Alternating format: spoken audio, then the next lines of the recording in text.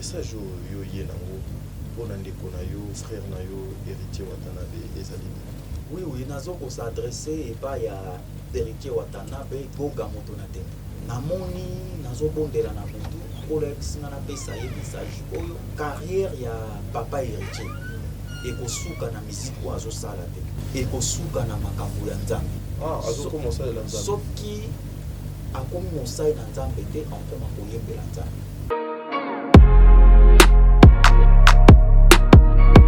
Problème en est que concernant bolingo na ngarma kokota mu ete parce que ngano na lingate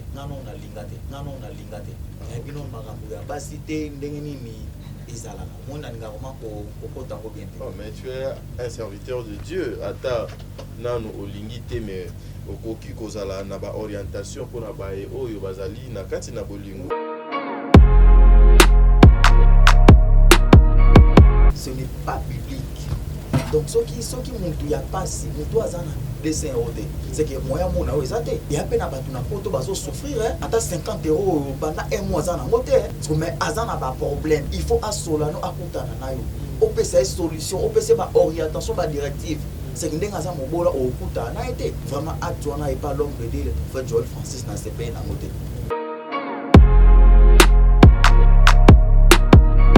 Merci ex moi si à pasteur voilà. Baloko mususu abandi akomisana ezalaki mpona kanda aza na bolima mobali na ye aki azonga retour berkai mobali akokai na maika aza te azongaki ba mobali na ye entourage ya mabe na bapaster mabe oyo babandi kointoxique ye moko avandi atali na mitie na erreur ya pamba ebaki na vanda na ebike bana nga libota na nga foye na nga ainsi de suite. Maintenant lokola azozonga retour na berkai bino bozali basali ya nzambe. Est-ce que ça se passe seulement comme ça okenda kipe mbala moko ozongi y a pas de banzela moko faut les cas na ba fermissement na ba nini na ba délivrance donc est-ce que elle est d'abord délivrée parce que déjà jouer un rôle central pour nous détruire l'église c'est-à-dire que tu représentais quelque part au azali moyini il y a église est-ce que elle est délivrée d'abord? Did somebody say that Majabu Gospel is coming to the United States? Yes, Majabu Gospel is coming to America. Pour la toute première fois, Majabu Gospel aux États-Unis d'Amérique. On the 16th of January, it is happening in Portland, Maine. An amazing, life-changing and epic concert. Et le 23 janvier 2022, bien sûr, à Dallas, Texas. Je peux m'imaginer combien la gloire de Dieu sera présente. For 2022, it's gonna be glorious. The whole Majabu Gospel team will be there. And we cannot wait to share this moment with you. Retenez ça très bien. Le 16 janvier 2022, nous sommes à Portland, Maine. Et le 23 janvier 2022, à Dallas, Texas. Invite a friend, save these two dates, cause you don't want to miss it. And I hope to see you there. Soyez bénis.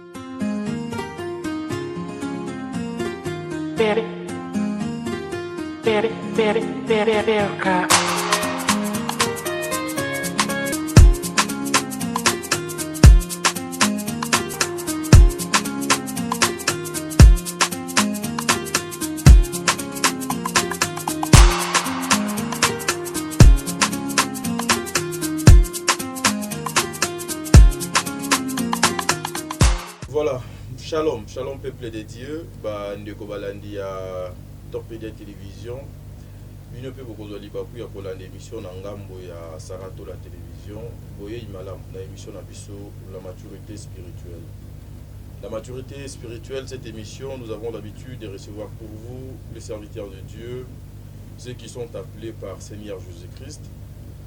ceux qui font bien la promotion, ceux qui cherchent Yakopanza, la bonne nouvelle, Oezali, parole de Dieu, émission Oezalawana pour Nakoyabela Bino Batu Wana. Voilà, aujourd'hui, j'ai le réel plaisir de recevoir encore une fois pour vous le prophète Christian.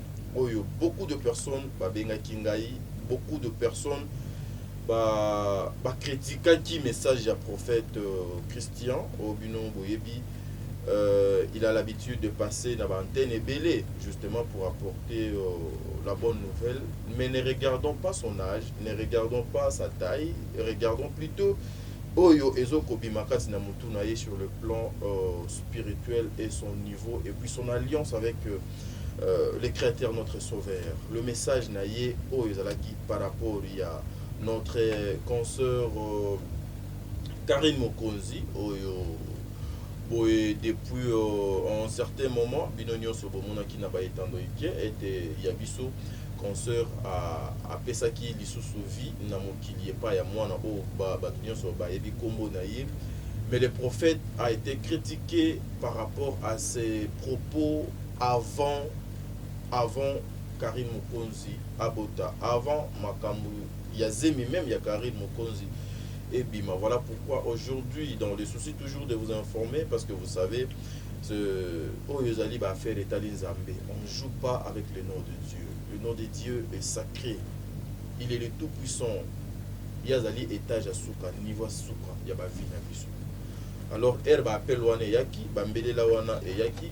J'étais obligé, encore une fois, d'inviter l'homme de Dieu Awa et puis à part Wana il a deux messages Oyo Ayenango Yamunene et liboso zali pona héritier Watanabe ça craint et ça linga pas si parce que to solo linaye avant caméra et ça linga pas si mon mais na souka ya pas sur na yoki esengo parce que y a que le bon Dieu qui peut changer la vie d'une personne. Et puis, à même le message, il y a papa Mike Kalambay avec ex-femme naïe, maman Bananaïe, maman Peniel, que je salue en passant avec beaucoup de respect. Bon, des livres, si on parlait l'engagement qu'on a eu au copier qu'au fond de la plateau pour que les enfants de Dieu comprennent que je suis avec le prophète Christian. Prophète Christian. Bonjour, prophète. Oui, bonjour, papa. Bonne santé. Oui, ça va par la grâce de Dieu. Voilà. Un peu timide, nous autres, ça va pas? Non, ça va par la grâce de Dieu. Et là, attitude, attitude. Ok.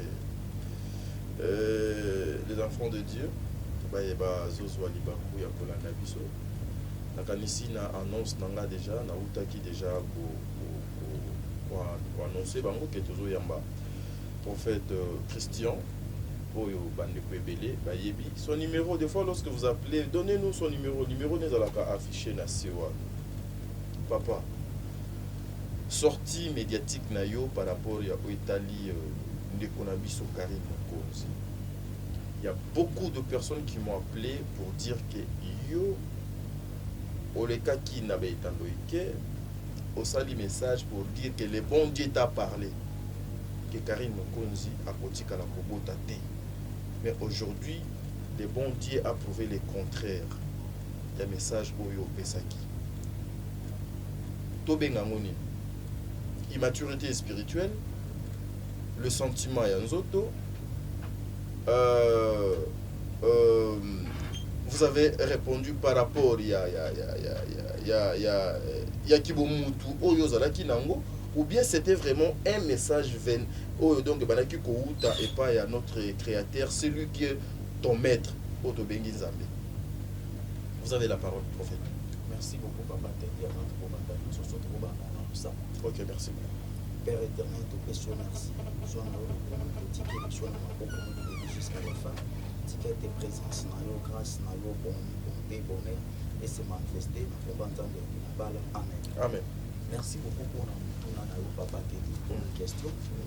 Il y a beaucoup de papa Teddy, ngana zanzamede, ngana pour limiter vie à tout, ngana pour limiter avenir à tout, ngana zamusa et ok.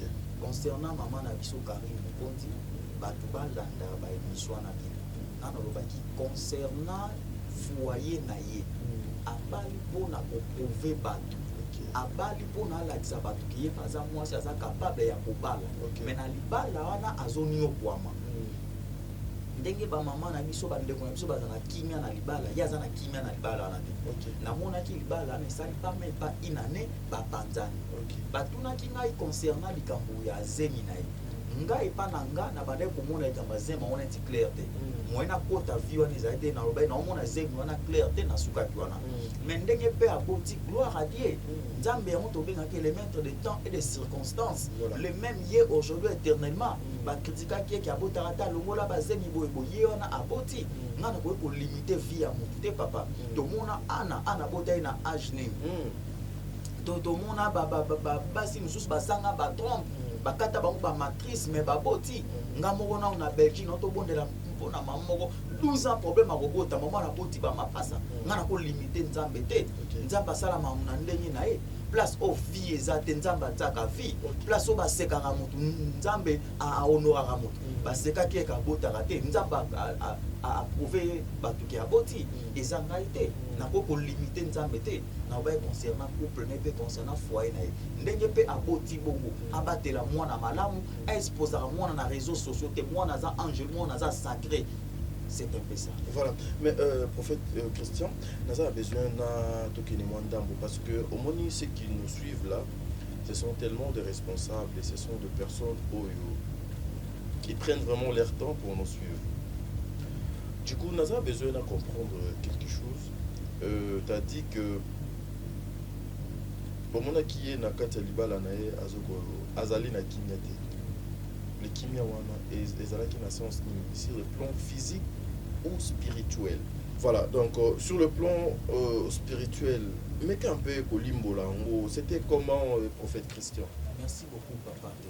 Tala banda mama Karine Konti azalaki na kati ya ndako wana. Internet mobimba kuma kilokola sujet ya olobelango. Alamba boye afina mobile ne bouton na internet. Asukola bilamba mobile na internet. Asala bo na internet. Mobile ake wenze na internet. Aservi mobile bloko na internet. Nyonso na internet. Wana na chena entre parenthèses. Tala via kala ya mama Karine Konti. Lelo na ngwa ndima yake ye akoki kuvanda na mobile. Lelo na ngwa ndima yake ye akoki kobala. Ils sont surtout que destiné à maman Karine à moi à cause à cause à moi si mon telantela ayenanga yenawe ayenandeko yenandeko ainsi de suite autambola bongo mentambe a créer stabilité na vie na a créer makamoko na vie na yango il faut topé ça nzambe. Merci na onyoso asali pona mama biso Karine Konti conseil o ngana opesa pe pa bato bakina mingi pa na la plupart baza ba hypocrite bazana ye na sima nango ba ye ba komi koloba ba réalité o ba omona na ndaku ya libala wana. OK mais keba oya ko bisa makambo ya hypocrisie ba chino balinga bongo te na mama na bango ba mona ke obengi bango nyonso ba hypocrite bango nyonso te. OK. Quelques-uns bazar hypocrite. OK. Mais aujourd'hui, les gens, je pense que vous avez compris le message. Il y a l'homme de Dieu, Oye Alobaki, lorsque Azalaki na plateau naïe. Elle a bien dit, à quoi limiter mon tout. Seul Dieu qui est capable, il y a qu'à changer statut à mon. Il y a un moment où j'ai l'habitude de Oloba. Lobby et Kolekalelo.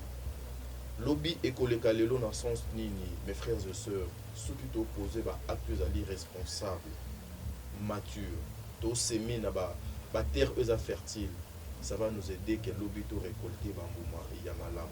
L'homme de Dieu, message oyo nzambe atalisionam, nzambe atalisionam pour na ndeko na biso héritier watanabe oazali moko ya ba musicien do la fierté na mboka na biso et puis na message oyo nzambe atalisio pona o etali papa na biso Michael Ambai na ex-femme na ye avant to koma wana. Aujourd'hui lorsque tu vois moko na bino un prophète aussi bien qualifié au pe bato ebele bayebi que je dois du respect, le prophète Francis Tatou a fixé mon temps pour la consultation prophétique 200 €. Yo en tant qu'un homme de Dieu, au cours ça la analyse nini sur ça, sur le plan spirituel au cours il est dans les bons. Merci beaucoup, papa. Le problème, on est que la grâce au Nzamba pesi biso eza grâce ya ofele. Ok. Ngai don au Nzamba pesi ngai grâce Nzamba pesi ngai. Na pesa Nzambe. Soki Nzamba obi taxenga. Na na bongo pesa. Kofuta te. Na koka kofuta. Le problème on est que bandimi biso bandimi nde bazo komisa ba pasteur bon. Ok. Ce n'est pas biblique.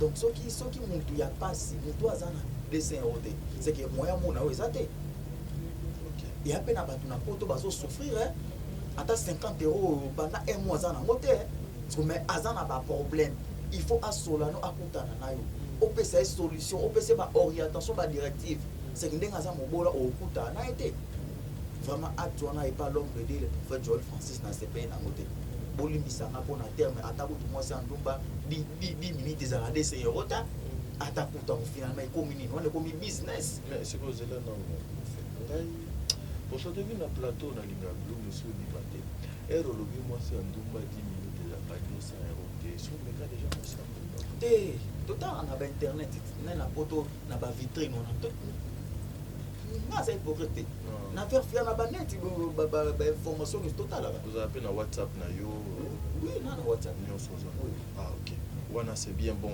lokolo oza hypocrite parce que ebele okoyoka question na ote na yokaki bayebisaki ngai non ça c'est bien voilà mais aujourd'hui Bible elobi ete ozwi yango ofele topesa yango mpe ya ofele herbe okomi kotia bacondition est-ce que bozomona te que c'est quelque part aussi c'est amener le peuple de Dieu vers makambo oyo peut-être basalu ekozala te na kati.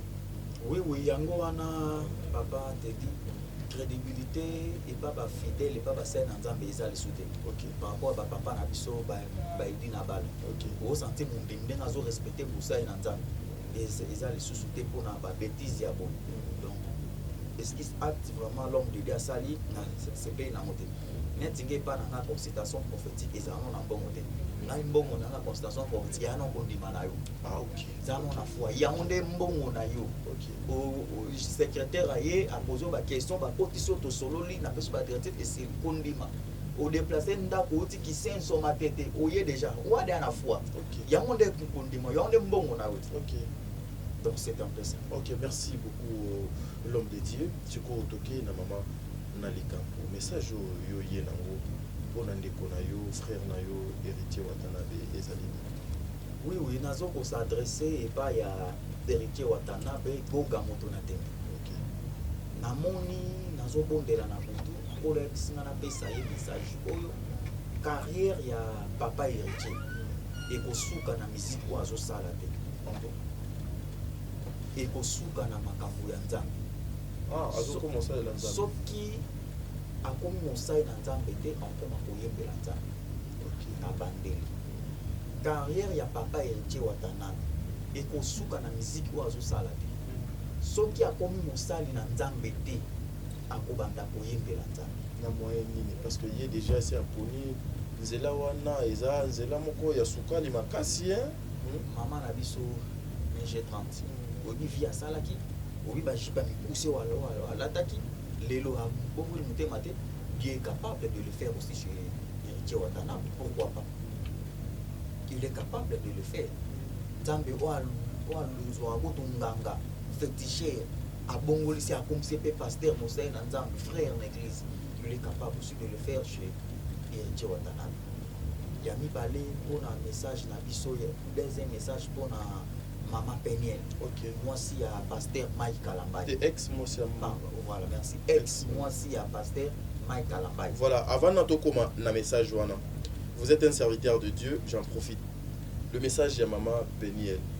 Lorsque yo musali na Nzambe oyoki moko azalaki mwasi ya parmi basali na Nzambe ya mboko oyo. Koloba ete moi j'ai joué un rôle central pour la destruction de l'église au Congo. Yo lokola mosali na Nzambe phrase wana ozwelaki yango nano ndenge nini mpe okomprenaki yango ndenge nini? Le problème en est que ezalaki faute ya Maman Peniel te. Entourage na ye ezalaki mais faute na ye te biloko mosusu abandi akobimisa ezalaki mpona kanda azana bolima mobile na aki azonga retour berkai mobile akokai na mai kazate azonga kipa mobile na ye entourage ya mabe na bapaster mabe oyo babane kointoxifier ye moko avandi atali na mitie na erreur ya pamba evaki na vanda na ebike bana nanga libota nanga foye nanga ainsi de suite. Maintenant lokola azozonga retour na berkai bino bozali basali ya nzambe, est-ce que ça c'est pas seulement comme ça okendaki mpe mbala moko ozongi y a pas de banzela moko faut les cas na fermissement na nini na délivrance, donc est-ce que elle est d'abord délivrée parce que déjà jouer un rôle central pour nous détruire l'église, c'est-à-dire que tu représentais quelque part au Azali Moyini il y a église, est-ce que elle est délivrée d'abord? Ok, merci beaucoup papa. Le problème en est que concernant bolingo na ngama ko kotamete parce que ngano na lingate et bino makambo ya basité ndenge nini ezala na mona ngama ko kotango bien. Oh mais tu es un serviteur de Dieu, ata nano olingite mais okoki kozala na ba orientation pour na ba oyo bazali na kati na bolingo. Oui yango wana tokuta na baka mosusu oyambi ba marié opesi conseil boye ba ke na ndako bazonga na bango na kanga mo mos na infidélité bon pour ça là non bobo bonde OK kuna na mona mambo na compliqué on a vraiment mingi ko kotate mais ce que le problème en est que pour na nzela o maman na biso payen atambola ki oui tozaki biso tous choqués moi si ya musa na nzambe kolata ba bikini kolata nini ba self style ba nini ona tozaki biso nyonso choqués voilà parce que muya kamoko afingisa ba ya kanisa moi si ya papa Mike Kalamba ya moi si na biso moi si na biso choc ou asala ki na ba scandale wana et frappa et biso za moi si na biso. OK, le problème en est que le collectif pardon ezate nzela pona affermissement pona ni nyonso oui et salama parce que Mike Kalamba c'est un nom de Dieu a oui bani na ko sala Alexis na ba délivrance na ba étape affermissement boy azonga moi qui maman pasteur vraiment le roi maman CDJ pona nzela izala bien basa couple na bango pe en plus na loti sous na mo bon basali nzembo ya réconciliation na bana nzembo on est talami makasi nani asali nzembo pasteur Mike Kalamba na mama Pengel. Ah mais waneza impossible batona mibale bakozonga na biso te bakozonga na te bakozonga na nzambe aza nzambe abaka compliqué. OK, place bino zolo ba non nzambe alobi oui place bino pena bol ba ngana papa tebe et simba soute nzambe osala circonstance moko boy to solo liga. mais est-ce que lorsque tu regardes sur le plan spirituel est-ce que pour la grandeur encore de ya musali na nzambe pour na efficacité na ngwende na ye par rapport ya appel na ye na ministère na ye ko zongi sali susu mama Peniel na vie na ye au monité que non spirituellement ako manquer donc eloko moko boye puis physiquement ba fidèle bako pese sous crédité, tu vois pas ça le prophète? Non, pasteur Mike Kalamba aza lisu église wana etongana soki alobi a bana na e bakoyoka aza mama na bango aza mama bana asengi bolimbisi ni aye kosengi bolimbisi pe même l'église bolimbisa boye batie bango maboko boye mamu nyonso ezongi eza problème te tomona ba scandale ebele na chanto parenthèse pas mama na biso Amida mama akenda libanda te maintenant papa JB à l'époque bazongana te bazongana kite alors eza makambo yaka o ekomelaka bato mais suka kaka bakabwana ti wana bango siko ya papa ya pasteur Mike Kalamba to kokondela pona yango bazala ini. OK, est-ce que avenir moko boye ezali lisusu nazongelo sur na makambo ya mama Karine parce que donc na biso malé mais sûrement vers suka na biso na ba message lisusu, est-ce que ozomona avenir moko ya malamu na couple ya ndeko na yo Karine, parce que tu as dit tout à l'heure que vous allez parmi bato bazo ko prier que couple wana nzambe asimango éprouver mokili le contraire déjà batembe na été kasi nzambe approuver oyo bato baloba ki pona ye le contraire ozomona avenir moko ya malamu sur ce couple. Le problème en est que la Bible déclare tout ce qui est révélé est condamné au nom puissant de Jésus. OK, mais ça doit être condamné na malobate. OK, ça doit être condamné par la prière. Libala nyonso na vie ezala toujours on bâti papa te au vendaki na yo boye au moins $200 aussi se présenter par moi na moi si avant se présenter la famille on va au moins ba $1000 ba 500 pamba bandaka ko se présenter nyonso au facture nyonso komi bloqué et ça bitumba ya libala soki au zwaki mwana bango au sente mambenge ki nango normal donc libala nyonso ezala na bitumba nango na vie maman na biso auti nango ce n'est pas si facile bitumba ekozala mais bitumba ezala mpona satana elongo ezala mpona biso bana nzambe conseil onga na kopesa ye vie ya foyer na ye vie ya libota na ye ya bana atika kotale yango na réseaux sociaux akomi déjà mama atika kotala yango na réseaux sociaux azolambela papa na biso maki azolambela nini azoninga bila mona est concerné te aza na maturité ya kibo mama mambo mosusu akokotala yango na réseaux sociaux te akomi déjà mama réseaux sociaux ozomona oyo mama makambo eza ebele kofungola ba porte d'entrée mosusu angelo bato okotama no mwana mokie baattake angelo bato pamba na atika makambo wana asala ba live na enda misa kosala aloba mambo na ye ba chinois ya ba coréen ba mambo na ye mais koetale via mobile vie familiale na ende place wana pese conseil atika mettre au bon de la pona ye nzamba otako voilà pour un message ya héritier Watanabe oyo zwaki est-ce que au sali démarche mon côté kuna koluka moye beaucoup mais pas ya héritier moto na tembe pona koluka kopesa ye message na ye olie oleka nango na état bon en fait yo yebi batwana baza déjà neto toloba nde baza élevé mingi naza vraiment na procédure mingi te oyo na ko kutana na ye message ya papa Jekoko Mulumba na pesa ngo na plateau oyo awa na plateau na vandaka awa mama sanga vandaki na kitwa na awa nga awa Jekoko Mulumba oza vice gouverneur ya mboka sa date ya kala ekokisami awa na plateau lelo na eso na plateau ka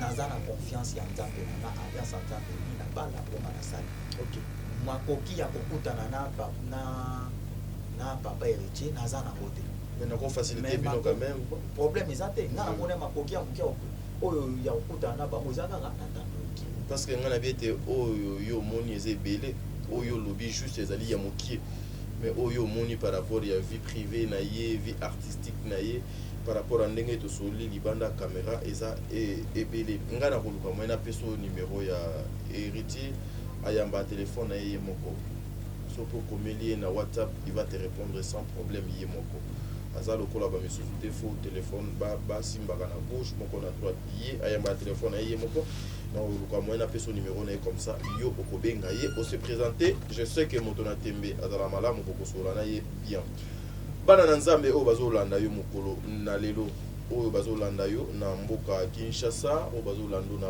na Amérique na Asie Océanie Europe et pourquoi pas en Afrique mobimba ba retenir nini par rapport ya passage na yo ya mokolo ya lelo le prophète Christian oyo bato jusque là aussi beaucoup de personnes bazo continuer ko sa confiance merci beaucoup papa Tebi le problème en est que message nanga est très important message clé message capital thème nanga na zolo bela pendant 2 semaines au ezali l'impact du sang papa Tebi l'impact du sang impact ya makila pourquoi un impact ya makila papa Tebi na vie basi misusu ba basi olingate mibale misusu na vie ba mibale olingate osala impact ya makila obimana fille mo bolelo ma non se kuma parter papa na bino via kimobola via eza makila ozotambola kati nanga etambola pe kati na mais pas tout na sa mokilo ba mona ngo normal biso eza biso malade famille biso kuti ma famille na 22 ans batu bakufaka chaque année mutakufaka ya na makila famille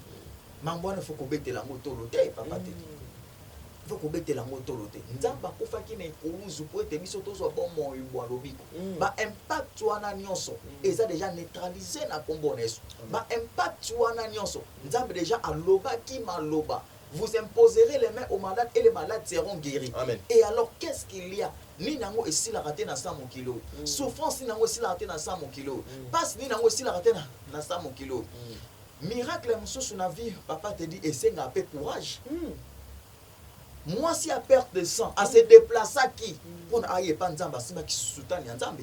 moto pe azotala nga asimba téléphone abenga je suis sûr et certain que belé bazalaki dessine basali na nzambe makambo ezalaki ebele mais chaque l'homme de Dieu a sa grâce pipi na tomate eza couleur moko mais joueur des rôles différents na biloko pipi la na rôle na tomate na rôle na papa te dit tina na ebisa chaque l'homme de Dieu a sa grâce. Monseigneur Nzambe Moussous a koye kobonde la peau na yo malade lelo dans 5 ans obiki. Moussous dans 2 ans obiki. Moussous a bondé peau na yo lelo peka kozu solution.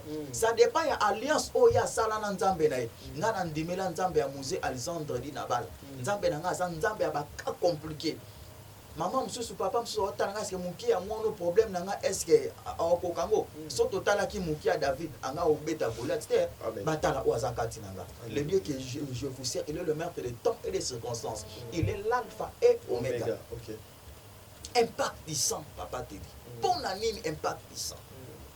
Biso pas na biso za nango normal normal non il faut côté les mélango bata mo kili ba singa femme benda na rapé kata na raté mais pas biso ba na nzambe benda na pe kata na so ki papa bino mata avion te yo mata avion so ba sente maman na yo ba na yo maman bino sa la vie nga na sa la vie nanga na fa bino so ki leader azate yo faut bima leader a kombo na yesu amen mutu nyonso olanda nga na esika oyo olandinga na kalita ba sai na nzambe bana o ba koko baza basala nzambe na kombo na yesu kotala age nanga te talo azakati nanga mwana mki abeta munda bakolo pe babinaka na fungole mukie bible na mokanda ya Jean chapitre 16 Jean chapitre 16 tozui na verset 20 totangi mbangu pona o toza na média en vérité je vous le dis vous pleurerez et vous lamentez et le monde se réjouira. Vous serez dans la tristesse, mais votre tristesse s'échangera en joie. Ezanga te mutuna combien ngo papa te dit. Eza loi nature. Pas si oyo ozo ko traverser. Na vie na oso ki bitumba e komi ebele na vie yeba ki elonga pe e komi pembeni. Yeba ki elonga pe e komi pembeni.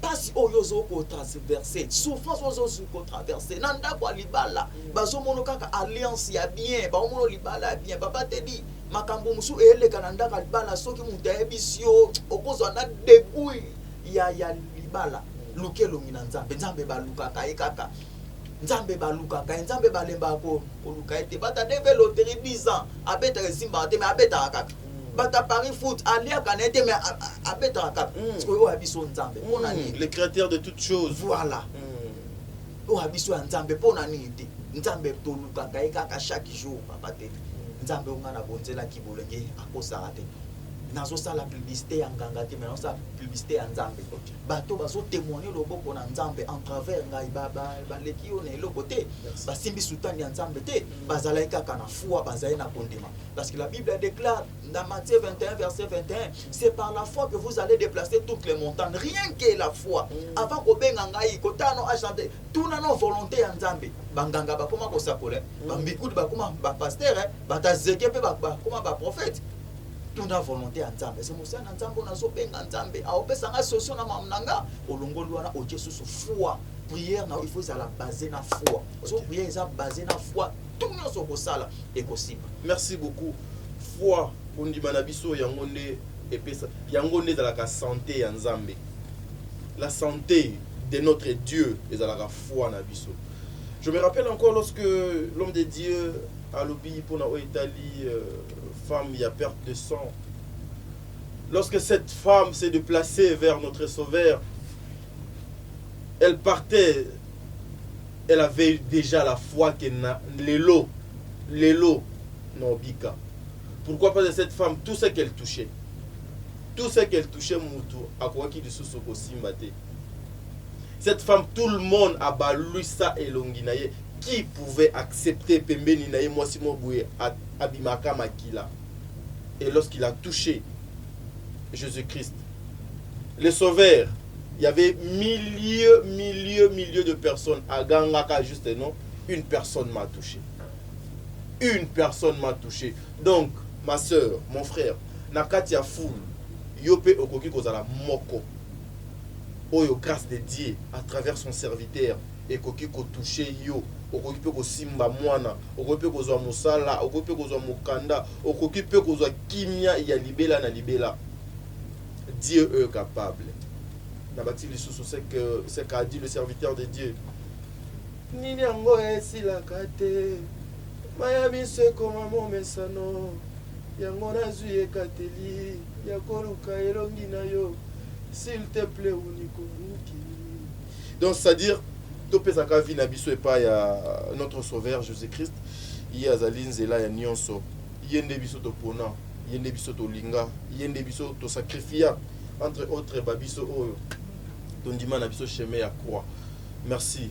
Merci Seigneur, merci le Créateur. J'en profite pour dire un grand merci à maman Bijou Nketani. Maman Bijou Nketani, prône guérison, maman Bijou, à notre papa Bissika de Zouamiye, Nzambe Abatela, toute la famille Nketani. Un grand merci à maman Zozo, la femme de papa Noé Mabaka, Lanzing a mis le respect, la Cour suprême. Un grand merci à maman Déborah Lubanda, qui loin ma mère à Calgary, c'est-à-dire Babik dédicace Nabino. Un grand merci aussi à Fifi Ouechi la star depuis quelque part. Un grand merci à Kim Kimura Doubleka, Nzambe Azalanayo. Ici, Ndenasuke Sakaba dédicace et pas celle que nous appelons tous cheval blanc, c'est-à-dire cheval blanc, une grande dame, Nayana Belé, à simplicité. Non, cheval blanc. Pas ami balete le coup là, yonde konanga. C'est-à-dire, moi, na mongo ya poto, alongwa bena poto, aye Kinshasa, ake pena na wenze, alati liputa, azo teka. Ce qui muto aye biso ke, dame wana, azo teka wana, makambo eza ya ye ondimate. Que les bons Dieu vous yo. Ozo pratiquer, oyo Bible et recommanda abiso, komi kitisa. Nzambe amatzaka moto. Nzambe abatela yo, na famille no mobipa. Prophète Christian, tout le monde toka bona, ozana. Oui, liloba nanga kosuka na oyi sabatu no so balanda ina problème no so dérange essaye mon Dieu problème à régler problème à prostate problème à kobota problème à mukanda problème à permis moi je ne guéris pas na sa lelo ko mobote nga zanga étiquette à pamba nzambe nde a utiliser ngai nga zanga lokola pompe ya pamba mais robi mai so makati nanga ezanza nga zanga étiquette ya pamba nga na biksa mutu te na bikola mutu ta biksa ba to guérison en peso guérison ezanza mais en condition aide de la foi. Problème non soit tongisa mon Dieu guérir toutes sortes de maladies. Moi si à kimio mobile à kimio problème non soit tongisa yo. Nazo pesa numéro de téléphone. Numéro nanga téléphone ça numéro nanga privé nga na nanga secrétaire te. Obengo ozuka nga moko le problème on est que aide la foi. Plus 243 91 011 07 74 na souka. Bandela plus 243 91 011 07 74 na souka. Plus 243 91 011 0774 na suka ya pe numéro nanga ya WhatsApp. Merci beaucoup. Merci à toi bon des livres. Tu étais derrière la caméra pour la réalisation de cette émission. Que les bons dieux te bénissent, qu'ils te gardent. Encore que ça va pour ça monter manayo. Celle Dieu qui est capable il y a pour changer statut. La maturité spirituelle, votre émission, vous a présentée par Tadingalapa et Komina Souka. Si vous avez aimé cette émission, numéro Isawana, commentaire, vos appels, reproche na bino ndenge pena maman Bijou Nketani doit à la rapena atali émission jusqu'à la fin et puis elle t'appelle à lui mon fils non il le connaît fallait pour ça lango bongo mon fils il fallait pas boyer on t'a dit prochainement il faut aller avec sa boue et puis aussi soutenir genre ya ba émission et le bas Sarah ce que dans la ganganga awa prophète Christian kolemba téléphone ceux qui zanganga akolemba téléphone ba ko benga ye nuit et jour ba déranger pour boya koluka ceux qui n'indon boya koluka même akamwa Nzambe pourquoi vous donnez les dos vous tournez les dos pourquoi Nzambe abate la bino apesa mabala ba o bazangi mabala apesa bana na ba oyo bazangi bana parce que dans la Bible moi c'est combat azate Anna était critiqué insulteux mais à la fin Nzambe alaxaki ka bokasi na ye. Merci.